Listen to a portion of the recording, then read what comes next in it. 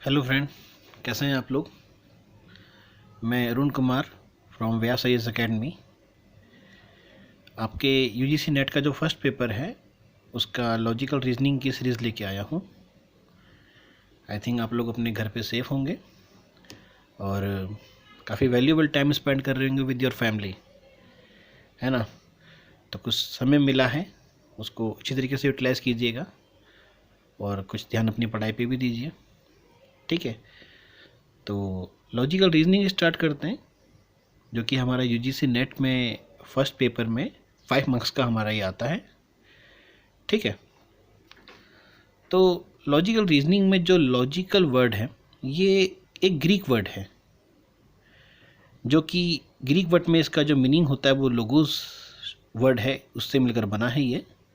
इसका मीनिंग होता है thought. Thought means expressing thought, अपने विचार प्रकट करना, ठीक है।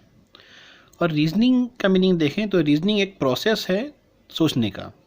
तो पूरा जो लॉजिक मीनिंग हुआ वो लॉजिकल तरीके से अपने विचारों को प्रकट करना और सोचना हुआ, ठीक है। अगर हम यूजीसी नेट में देखते हैं तो हमारे पास जो सिलेबस है वो कुछ इस तरीके से है कि statement, conclusion, statement argument, statement assumption, statement course of action and statement and inference. Student, इस पूरे सिलेबस में हमें ये ध्यान देना है कि हमारा जो सिलेबस है वो बैंकिंग, एसएससी और आपका जो सीसेट होता है उससे थोड़ा सा डिफरेंट होगा, क्योंकि ये सारे के सारे टॉपिक हमें इन सब एग्ज़ामों में मिलते हैं। बट यूजीसी नेट हमारा थोड़ा सा डिफरेंट है, क्योंकि इसमें थ्योरी पूछी जाती है और साथ साथ प्रैक्टिकल क्वेश्चन भी पूछे जाते हैं, ठीक है। तो मैं स्टेप बाय स्टेप आज इन सब टॉपिक का इंट्रोडक्शन आपको दे रहा हूँ और फिर हम एक टॉपिक स्टार्ट करेंगे और उसकी पीडीएफ में आपको हमारे यूट्यूब चैनल या फिर हमारे टेलीग्राम चैनल पे आपको मिल जाएगी, जिससे आप लोग सॉल्व करेंगे। और मेरे से कुछ भी क्वारी होगी तो मेरा व्हाट्सअप नंबर ऊपर गिवन है, आप उस पर पूछ सकते हैं, ठीक है। तो सबसे पहले स्टेटमेंट एंड कंक्लूजन में जो हमारे पास टॉपिक रहेगा वो सिलोजिज्म रहेगा, ठीक है। यहाँ पर एक एनालिटिकल पोर्शन भी हमारे पास रहेगा जिसको मैं आज सॉल्व कराऊंगा आपको। सिलोजिज्म और एनालिटिकल पोर्शन हम दोनों ही आज सॉल्व करेंगे। सिलोजिज्म सीखना हमारे लिए बहुत इम्पॉर्टेंट है, क्योंकि आपका यूजीसी नेट में एक टॉपिक है स्क्वायर ऑफ अपोजिशन। बिना सिलोजिज्म को सीखे हुए आप स्क्वायर ऑफ अपोजिशन सॉल्व नहीं कर सकते, ठीक है। तो इसको समझने के लिए हमें ये सीखना बहुत ज़रूरी है। स्क्वायर ऑफ अपोजिशन हमारे पास 1 या 2 मार्क्स का हमारे एग्ज़ाम में आता है, ठीक है। फिर आर्ग्यूमेंट है हमारे पास। आर्ग्यूमेंट में भी प्रैक्टिकल और थ्योरी हमारे पास दोनों होगा। एजम्पशन भी, कोर्स ऑफ एक्शन, ये सब में रहेगा, ठीक है ना। तो सबसे पहले हम देखते हैं कि लॉजिकल रीजनिंग में स्टेटमेंट का मीनिंग क्या होता है। देखिए, स्टेटमेंट एक कोई भी न आपको इन्फॉर्मेशन दी जा रही है उसे स्टेटमेंट ही बोला जाता है। उससे रीजनिंग में आप लोग एक टर्म्स के नाम से जानते हो जिसे आप लोग प्रीमाइसेस या प्रपोजिशन बोलते हो, ठीक है। ये एग्ज़ाम में आपके आ चुका है, ठीक। और प्रीमाइसेस जो होता है बच्चे, उसको 3 पार्ट्स में डिवाइड किया गया है। एक है सब्जेक्ट, प्रेडिकेट और कॉपुला। ये थ्योरी हमें जानना बहुत ज़रूरी है। देखिए, सब्जेक्ट क्या होता है। सब्जेक्ट जैसे आपको पता है कि डूअर होता है, मतलब जो भी काम को करता है उसे आप लोग सब्जेक्ट बोलते हैं, हिंदी में करता है ना। देखिए, मैंने सब्जेक्ट को एस से डिनोट किया है। The subject is that about which something is said, मतलब जिसके बारे में कहा जा रहा है, जिसकी इंफॉर्मेशन हमें दी जा रही है, वही हमारा सब्जेक्ट है, ठीक है। नेक्स्ट है प्रेडिकेट। प्रेडिकेट को मैंने पी से डिनोट किया है। The part of the proposition which is affirmed, affirmed means confirm, ठीक है, और डिनाइड अबाउट द सब्जेक्ट, मतलब जो भी हमें सब्जेक्ट के बारे में कन्फर्म करेगा या फिर मना करेगा वही हमारा प्रपोजिशन कहलाएगा, ठीक है। नेक्स्ट है हमारा कॉपुला। कॉपुला जो होता है वो सब्जेक्ट और प्रेडिकेट के बीच में रिलेशन को फाइंड करता है। ठीक है, रिलेशन दर्शाता है वो। जैसे मैंने लिखा है यहाँ पर, it is the relation between, ये मैंने शॉर्ट फॉर्म में लिख दिया है, बिटवीन सब्जेक्ट एंड प्रेडिकेट। तो तीनों चीज़ें क्लियर हो गई। सब्जेक्ट क्या होता है, जिसके बारे में हमें इंफॉर्मेशन दी गई है। प्रेडिकेट क्या है, जो भी सब्जेक्ट के बारे में बताता है कि सब्जेक्ट क्या काम कर रहा है, सब्जेक्ट की क्वालिटी क्या है, वही हमारा प्रेडिकेट है। और कॉपुला क्या है, कॉपुला हुआ सब्जेक्ट और प्रेडिकेट के बीच में जो रिलेशन बताएगा, जो इनको बांधेगा, वही हमारा कॉपुला कहलाएगा। ठीक है, नेक्स्ट देखते हैं। इसको एक एग्जाम्पल के द्वारा समझाने की कोशिश करता हूँ। सपोज हमने एग्जाम्पल लिया, मैन इज़ मॉर्टल। देखिए यहाँ पर मैन जो है वो सब्जेक्ट है, क्योंकि पूरी इंफॉर्मेशन मैन के बारे में दी जा रही है। मॉर्टल मीन्स सब, जैसे कोई भी अमर नहीं है, है ना। मॉर्टल मतलब ये हुआ, जो भी आया है इस दुनिया में सबने जाना है। तो मैन के बारे में बताया जा रहा है, मैन। तो पूरी ये लाइन है, जो सेंटेंस है, ये मैन के ऊपर है। मैन इज़ मॉर्टल, तो मैन यहाँ पर सब्जेक्ट हुआ। और मैन क्या है, मॉर्टल है। मॉर्टल क्या है, उसकी क्वालिटी हुई। तो और उसको जो ज्वाइन कर रहा है, वो एक वर्ड ज्वाइन कर रहा है, वो है इज़। ठीक है, तो मैन सब्जेक्ट हुआ, उसकी क्वालिटी मॉर्टल प्रेडिकेट हुई, और उसको ज्वाइन करने वाला वर्ड कॉपुला हुआ। ठीक है, मैंने यहाँ समझाने की कोशिश की है। लिखिए, देखिए, here it is the man about which information is given, so man is the subject. And mortal के देखते हैं, is the quality of the subject, so it is predicate. Copula देखिए, इज, इसके बारे में बताया है, gives the relation between the subject and predicate, so it is copula. तो शायद ये क्लियर हो चुका होगा, नहीं हुआ तो आप मेरे से कांटेक्ट कर सकते हैं। बहुत सिंपल सी डेफिनेशन है।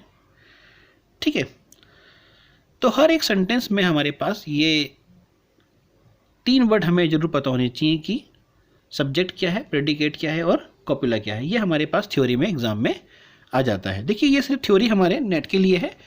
मैंने जो भी मैं आपको शीट प्रोवाइड कराऊंगा, वो भी पूरी हमारी यूजीसी नेट के ऊपर ही होगी। ठीक है, मैंने जो डिज़ाइन किया है कोर्स, पूरा नेट को देख के ही किया गया है। ठीक है, अब एक एक करके पूरा सिलेबस समझते हैं कि हमारे सिलेबस में जो चीज़ें हैं वो हमें किस तरीके से करनी है और वो क्या क्या हैं। स्टेटमेंट एंड कंक्लूजन, बच्चे इसमें हम लोग सिलोजिज्म पढ़ेंगे, जिसको मैं आज पढ़ाने वाला हूँ, तो इस पर अभी डिस्कशन नहीं कर रहा हूँ। ठीक है, आर्ग्यूमेंट देखते हैं। आर्ग्यूमेंट मीन्स तर्क।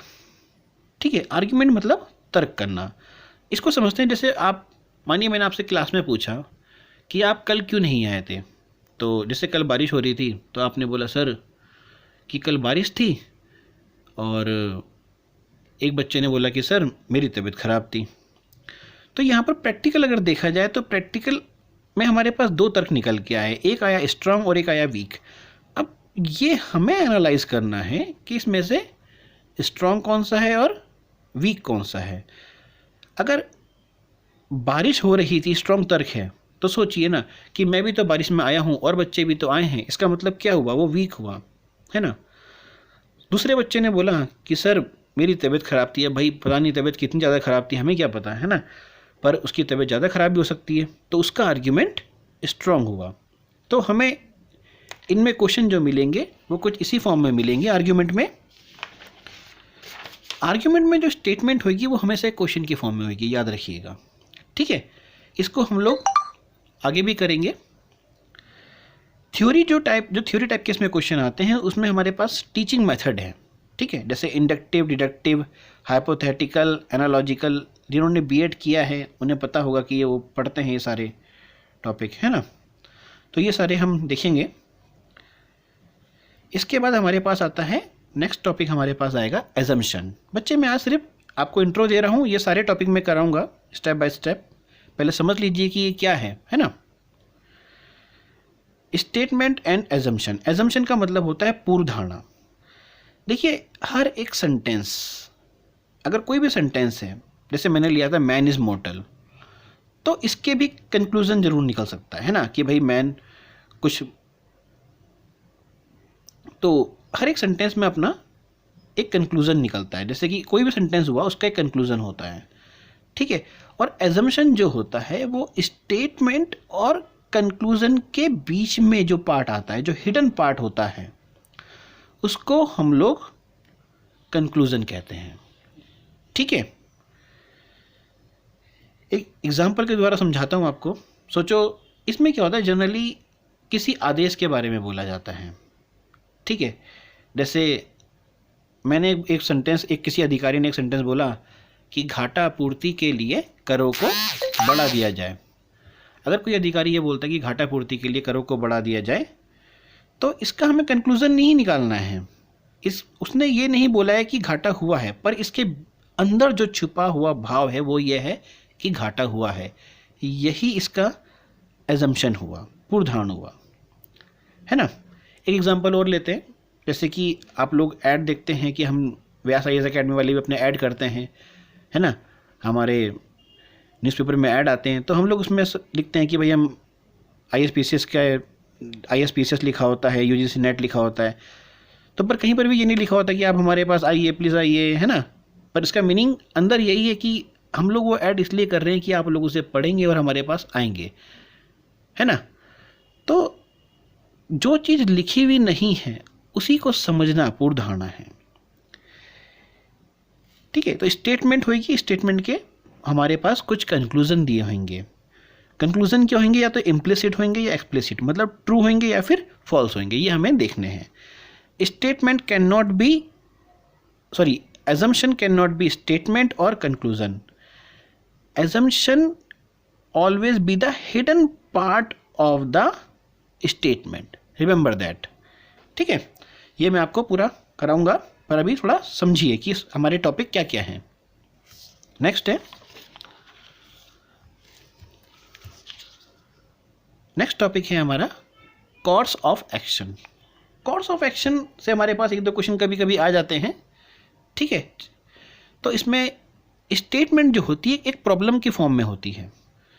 सपोज कोई बैंक अधिकारी ये बोलता है कि उसने देखा है कि उसके जो बैंक में जो अकाउंट है वहाँ पर कुछ पैसों की कमी है।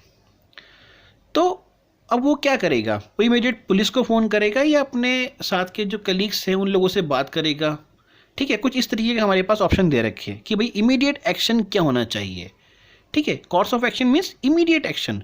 तो इमीडिएट एक्शन ये होगा कि पुलिस को फ़ोन करेगा? जी नहीं, वो पुलिस को पहले फ़ोन नहीं करेगा, पहले अपने अधिकारियों, अपने सारे कर्मचारियों को बुलाएगा, पूछेगा भाई देखो कहाँ किससे गलती हुई है। तो ऐसी हमारे पास एक प्रॉब्लम दे रखी होगी और कुछ इमीडिएट एक्शन दे रखे होंगे, तो हमें वही देखने की कौन सा हमारा इमीडिएट एक्शन होगा, ठीक है। नेक्स्ट है हमारे पास इन्फ्रेंस। इन्फ्रेंस में हमारे पास स्टेटमेंट होगी और हमारे पास कुछ एविडेंस होंगे जो हमें गैस करके हमें ये पता लगाना है कि ये इसका अनुमान हो सकता है या नहीं। इन्फ्रेंस मीन्स अनुमान। तो ये भी एक हमारे पास टॉपिक रहेगा, ठीक है।